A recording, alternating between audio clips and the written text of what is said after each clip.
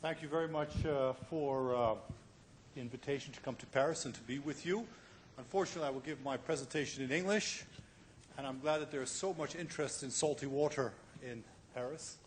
So I hope to tell you maybe a different viewpoint about this whole issue of balanced and unbalanced salt solutions.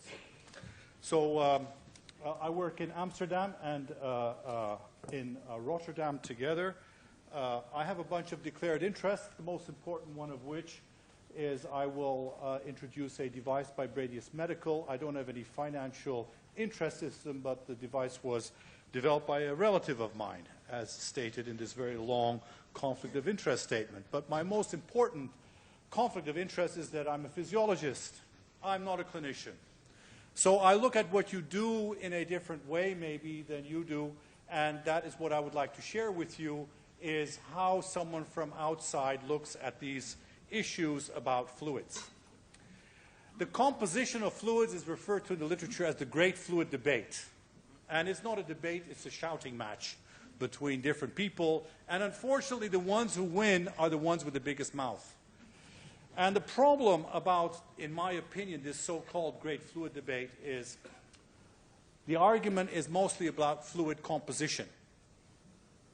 There are no hemodynamic targets being used in the clinical scenarios. People are not measuring tissue or organ perfusion. They're using surrogates for hypoperfusion. They give the wrong fluid to the wrong patient at the wrong time. There is no clear idea about why to give fluids. There is no appreciation of the pathophysiology and the hit of fluid overload. And I would say that most of your patients are kept anemic because of the overuse of fluids. There are so-called pragmatic trials, which basically means you don't know what you're doing in these trials. There is a focus on large numbers of patients in these trials, especially coming from Australia. And there is a lack of interest of trialists in why things work, in the mechanisms. And all of this is in the New England Journal of Medicine. And I think this paper should be banned from reading for clinicians because there is a lot of really bad stuff being published. In my opinion, I'm going to say politically completely incorrect things, which I can because I'm a physiologist. So you must deal with me. For example, the starches. Now, I'm not saying that starches are good, but they're not as bad as being claimed by certain people. Certainly, if we would look at saline, with the same scrutiny that this study looked at starches, we would ban starches. We would ban saline. Saline would not even pass a phase 1 trial. And what really annoys me about trials like this is that you can give the same information in this study and have a positive story about starches. But what I think is very worrying is the way the statistics are done. For example, you see that on day 1, more than 3,000 patients are included. And if you look at the small letters in New England Journal, you must always look at the small letters. That's where the real information is. You see that finally there's only 850 patients left. And we don't know what's happened to the thousands of patients in between. And then we are told that there is a difference of 40 patients between the two groups. And that's why starches kill patients. Statistics are like a bikini. What they reveal is interesting, but what they hide is vital. And then, of course, there are these large numbers of trials coming out of New England Journal of Medicine. That should be the SAFE trial, of course, not the SOAP trial. The PROCESS trial, the Prowess Shock trial, the TRIS trial, they're all showing no difference. And, you know, Einstein said it, insanity is doing the same thing over and over again and expecting different results. And this is the problem in intensive care medicine today. We've lost APC. We've lost starches. One thing after the other is being lost. And you are going to be left with saline and dexamethasone, and that's going to be it for treating critically ill patients. So the reason, I think, is the lack of interest in mechanisms. You must be treating mechanisms and physiology and hope that outcome is a favorable side effect. But you are physiologists. So this is the big problem, I think, in intensive care medicine. There are too many green lights but enough red lights. And there are two different ways of looking at evidence in intensive care medicine. There are the trialists who don't really care why things work. The only thing they want is large, preferably blinded, randomized control studies. I hope I never have a blind clinician next to my bed. And the outcome, a clinical outcome providing the only. Doesn't matter how things work. There are the other group. The physiology is the only polar star we have. I wrote an editorial about this in anesthesiology about what I think is very important. We have to understand how things work. So that was my political part of my story. Now to get back to fluids, if you look at why fluids are used in different countries, there is no scientific basis at all. If you happen to be in Australia, you will get albumin because it's free in Australia, or you will get maybe gelatins. On the other side, if you are in the United States, you will get crystalloids. Each country has got its own wine, its own beer, if you like, and that is the only reason for giving a fluid in a different country. So why do you give fluids? What is the physiological concept that you have inside of you when taking a bag of sodium chloride and giving it to your patients? Presumably, you think you have a problem of hypovolemia. What does this mean? Hypovolemia. Well, the idea is that there's too little circulating volume and that there's not enough coming out of the heart, and that if you then give fluids, you expand left ventricular and get more cardiac output. Now, that presumes, of course, that what's going out of the heart gets to the cells of which you're interested in. It presumes that there is a coherence between the macrocirculation and the microcirculation, because finally you want to improve tissue perfusion, and in doing so, presumably to correct a problem in tissue oxygenation. There is no other reason for giving fluids than this, surely. So does this really happen? Or maybe are you giving fluids for the wrong reasons? Do you expect tissue perfusion to be a problem in hypovolemia? So these are all important issues. So the sole purpose of fluid therapy is to improve cardiac output with the aim of improving tissue perfusion. And because you can't measure tissue perfusion, you use surrogates of tissue hypoperfusion. And these are the reasons why this balanced and unbalanced salt solution story is so. It has nothing to do with the physiology. It has to do with the surrogates that you look at. Because acidemia is important for you, because it thinks you tell you something about tissue oxygenation, which it does not. So let's look at some of these things. What are the solutions? What are the wines and the beers that you have to your presentation? You have the colloids and the crystalloids. You have the balanced and the unbalanced. The synthetic colloids, we can take away the starches. No one uses them anymore. You are left with gelatines, for crying out loud. Most people are now starting to use gelatines, whereas they were not using before. How many people in the room are using gelatines? It's okay. You can raise your hands. Yes? Is there any literature on gelatines that you are aware of? No? We have done research on gelatines. Watch out for your liver is all I can say. In any case, people are using dextrans even. So we will forget about the human colloids. The albumin, of course, is a completely different story. And then we have the balanced versus the unbalanced. Balanced means it's sort of like serum in its composition, which it is not, but it has some buffering capacity. We will get to that. And then, of course, we have our favorite solution of all, sodium chloride. Fluids are drugs. There is no difference between giving penicillin and giving fluids. They alter everything you can imagine. Blood flow gets changed. The PO2, it goes down. Hemoglobin, it goes down. Acid base goes completely crazy. Osmotic balance, don't even think about it. Blood shear stress, one of the most important vasoregulators of your body, you take away when you give fluids because you reduce the viscosity, and we will talk about the metabolic and inflammatory consequences of giving some of these solutions. You do a lot of stuff when you give fluids. And the salt load, 50 bags of chips is in 1 liter of 0.9% sodium chloride. Would you give your child that? I asked our residents to drink a liter of sodium chloride. They were not very happy. They got diarrhea, they got some mental problems, etc.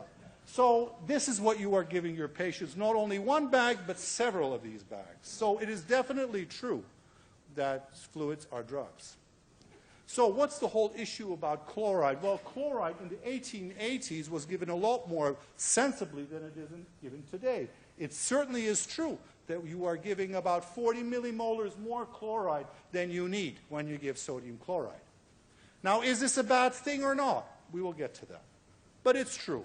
And I had to write a case for sodium chloride. It was one of the most difficult papers I had to write because I didn't agree with it. But if you want to support sodium chloride, this is the paper to read. It appeared in Kindi International. And it was very interesting because all of you use maximum amount of sodium chloride, by far the most. And I'm only not talking about the resuscitation. I'm talking about all the drugs that are actually dissolved in sodium chloride because the safety, etc., has been all tested for sodium chloride, not for the other volumes at all. In the United States, a massive 200 million liters of the stuff is given annually. And I asked in our department in 2012, 12,000 liters of sodium chloride. The only balanced salt solution which was used was Ringer's lactate, of which about 10% was given. So sodium chloride is by far, among all of you, your most favorite solution. So don't say, I want balanced salt solution, because it's not what you do. You give sodium chloride. And I'm sure your patients are not dropping dead by the dozen. Otherwise, you would have changed a long time ago. So, what's the story? Why are people so concerned about sodium chloride? It has to do with its effect on strong iron difference or an acid base. And there are two approaches to looking at this problem. One is called the Stewart approach, which is basically, I will not go into this because it's a story on its own. It basically says that what you are actually doing is you're diluting, as it were, your strong ions, and as a result, you have a acidosis. And because sodium chloride completely dissociates, you are actually getting a strong ion difference, which is normally around 42 milliequivalents, goes down to lower, which is acidosis. So the whole story concerning the Stewart hypothesis is focused on the importance of chloride.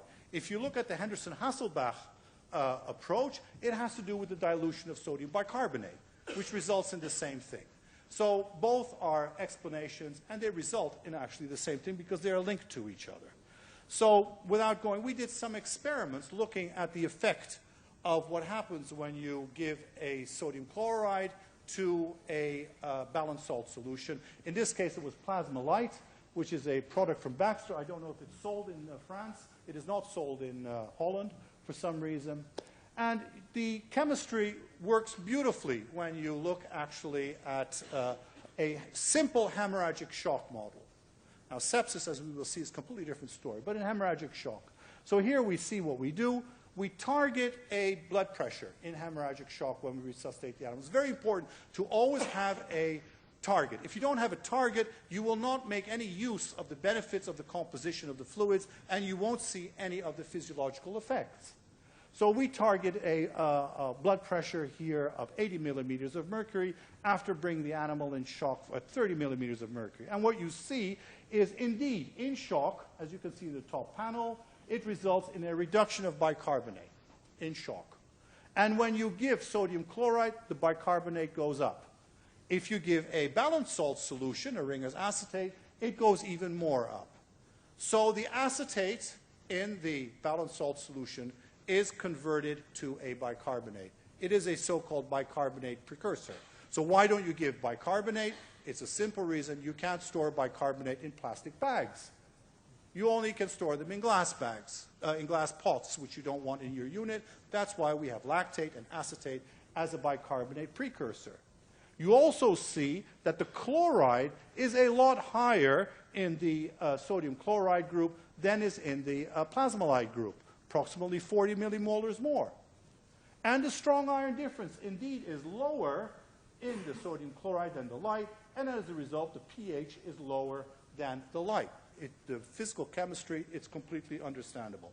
How does the physiology then respond to acidosis, dilutional acidosis? This type of acidosis is not metabolic acidosis. And the big problem about understanding this issue is that most people cannot distinguish between the two, and any type of acidosis they say is hypovolemia. It invites them to give more fluids. It's not true. So this type of acidosis has nothing to do with metabolic acidosis, but the acidosis does have physiological effects. It causes renal vasoconstriction.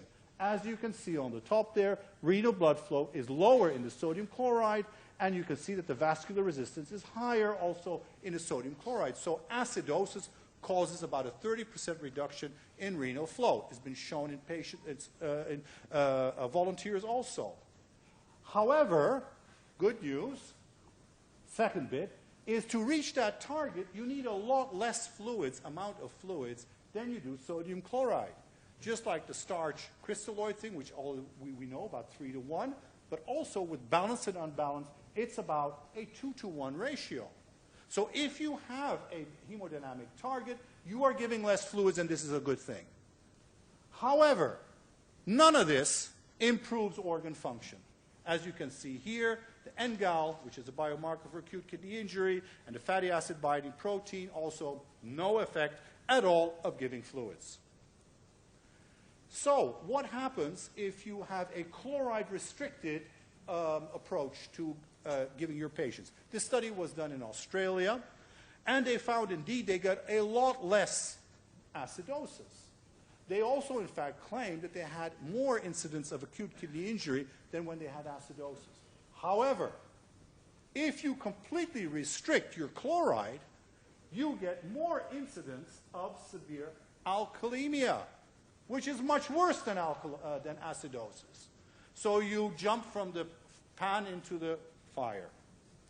So be careful when you start to do physical chemistry on your patients, because it's physiology what it's all about, not chemistry. And is acidosis all that bad? Have you ever heard of the Bohr effect? First year physiology course. Bohr effect is a beautiful physiological concept. When you become acidotic, the oxygen molecules can get released from the hemoglobin more easily. Fantastic. These guys, a beautiful article, Handy and Sony, calculated how much that is. If you have an acidosis from 7.3 to 7.1, they calculated that it's equivalent to a 30% increase in cardiac output. So acidosis isn't all that bad if oxygen transport is the issue that you want to get done. So let's look at some of the trials. The SAFE trial. What did they do? They compared albumin and saline, and as usual, there was no difference. So everyone said, fantastic. Then they say, well, so why use albumin? It's useless. We might as well use saline. Ah, yes, they said, no, but you now must look at subpopulations. Of course. Then they came up with the trial looking at the traumatic brain injury subpopulation. Oh, my God. Albumin did worse. So people started to think there was something in albumin. They said, what about the osmolarity? He says, yes, well, the osmolarity is about the same, they said. Ah, but the real parameter is not osmolarity, but osmolality. And if we, oh, sorry, one step back. About the acidosis, this is a very interesting study. This is doing physical chemistry with your patients, which is a very dangerous thing. So what they did was this was a study done in Canada, Michael Hayes, if I'm not mistaken, certainly Sean Bagshaw is from Canada. What they said, okay, if we have to give sodium chloride, and it will cause acidosis, and this is a bad thing. So you know what we'll do? We'll first give sodium bicarbonate and avoid the acidosis by the sodium chloride. Fantastic idea. They even patented the idea and hoped to get rich. Unfortunately, physiology is a very nasty master. Patients started to die. They had to close the trial early. With good acidosis was corrected indeed by the sodium bicarbonate, but for some reason it caused an increase in mortality. So getting back to the osmolarity and osmolality bit, if you actually look at the Albumex which they use in Australia, the osmolality, which is different of course than the osmolarity being the calculated value and the osmolality being the measured value, it is certainly more hypoosmolalic than what you have in your serum. So they are using a hypoosmolar issue, which of course for a brain injury is a very bad idea indeed. Ah, look on the right-hand side, we've got Ringer's lactate, balanced salt solution, which you always want to use. Well, that too is very hyperosmolar, and if you do animal experiments, you will have more tissue edema with Ringer's lactate than you will have with sodium chloride for this reason. So the osmolality is another big issue. Forget about the acidosis and stuff like that. So how does the lactate and the acetate turn into bicarbonate? Well, they do it different ways. We have, of course, the lactate by oxidation, just like the acetate by oxidation, which finally gives you an end product of bicarbonate, which is what we want. But we also have gluconeogenesis. You give Ringer's lactate, you make sugar. So this is also an extra gift that you get if you want. By giving Ringer's lactate, you generate sugar. And most of the lactate is actually broken down in your liver.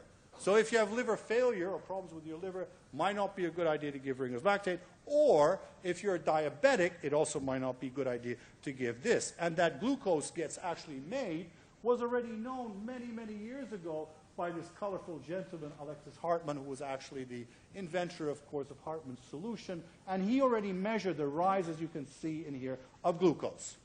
So Ringer's lactate causes glucose. And glucose does a whole bunch of other stuff, too. For example, Ringer's lactate causes an incredible upregulation of practically every inflammatory mediator that you can think of. Here we see upregulation of cytokine gene expression in the lungs when you give Ringer's lactate. IL-6 is upregulated when you give Ringer's lactate. Toll-like receptors go crazy when you give Ringer's lactate. Endothelial cells feel unhappy and leukocytes become activated. You get an increase of adhesion, leukoaggregation, adhesion, as you can see, compared to normal saline when you give Ringer's lactate. I can go on and on. You, in fact, die quicker if you give lactated Ringer's as opposed to Ringer's solution in this study in hemorrhagic shock. So, beware when you think that you are doing something chemically interesting. The physiology does a whole bunch of other stuff with these things. Nobody looks at sugar levels when they're giving Ringer's lactate. Nobody looks at their inflammatory response when they're giving these things. It's happening all the time. So all of these solutions have got their own thing. And this is a very interesting article by Thomas Morgan, who said, well, you know, this idea of a bicarbonate precursor is the reason why we use lactate and acetate. So it stops you having this acidosis, which is uncertain. And probably one of the reasons that sodium chloride is not a good idea is because it doesn't correct your acidosis, and your metabolic acidosis might be turning into a dilutional acidosis, and you might think, I have not corrected hypovolemia, and you will give more and more fluids. This would be a very logical reaction. So the bicarbonate precursor presumes that the lactate is going to bicarbonate or that the acetate is going to bicarbonate. And there is a difference in the time it takes. So Ringer's lactate takes hours before it actually turns up into bicarbonate, and acetate is a lot quicker. So from this point of view, acetate is more interesting, but acetate can be cardiodepressive, it can cause vasodilation, so et cetera, et cetera. So we thought, okay, let's try the most balanced salt solution which you can imagine. It's a stuff called Akix. Nobody's heard of this because you can't buy it. So there was a big company who was interested in this, so we tested this. Look at all the stuff it has. It's got sodium, potassium, calcium. It's got even carnitine and aspartate. It even has got taurine in it. That's the stuff you have in Red Bull. So it must be the most fantastic of everything. So it's even got some human insulin in it. So you cannot get more balanced than this. And we compared it to saline and to volulite, which is a balanced starch solution. And we found that actually all the compounds, irrespective of what's in them, cause inflammation. TNF-alpha goes up, nitric oxide goes up, glycocalyx get degraded, and none of them correct acute kidney injury associated with sepsis. So, okay, well, this is not helping us very much at all, is it? Because we're saying that all these fluids are really bad, and they are. So, okay, let's get back to the colloids. Remember the colloids? So there are two things that we want to do. You want to improve tissue perfusion, so you've got less volume, apparently, and you want to increase flow, and you want to also increase tissue oxygenation. So now you're going to give a fluid that has 0 oxygen carrying capacity, less than 2% compared to hemoglobin. So you dilute the oxygen carrying capacity in the expectation that just by improving flow, you will improve the tissue oxygenation. It doesn't work that way.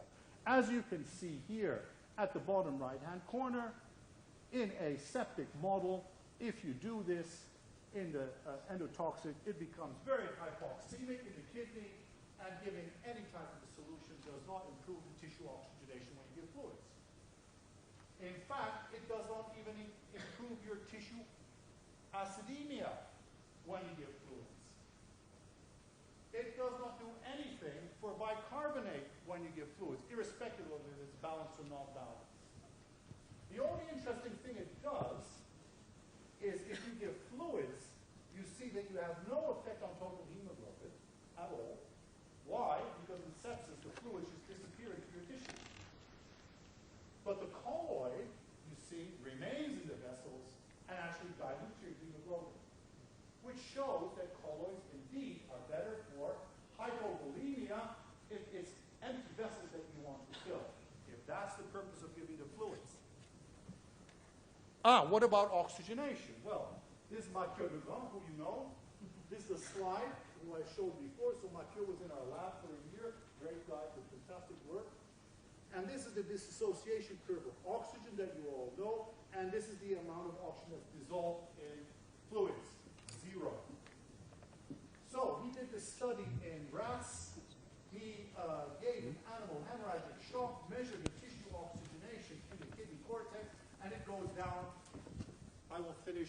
Oh, I see. Sorry, I was told you were telling me to shut up. Okay, fine. As you can see here, the tissue oxygenation goes down, hemorrhagic shock, and then he resuscitates the animal with sodium chloride to improve the blood pressure, something you would do in your emergency department, I'm sure. And he gives enough to get the mean arterial pressure up to 80 millimeters of mercury, which is a beautiful pressure for a rat. No effect at all on the oxygenation of that kidney. So even though he's got normotensive, the lactates remain high, the tissues remain hypoxemic. And it's only when he gives blood that he can actually restore the oxygenation in the kidney and the lactates go down. So if you want to improve tissue oxygenation, you give blood. Not FiO2, certainly not fluids, you give blood.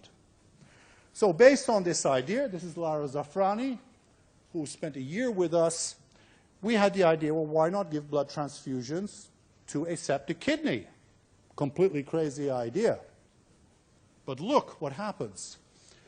Again, septic shock, you give fluids, it goes up for a little bit of time, and then the fluids just disappear into the tissues. You get a wet kidney.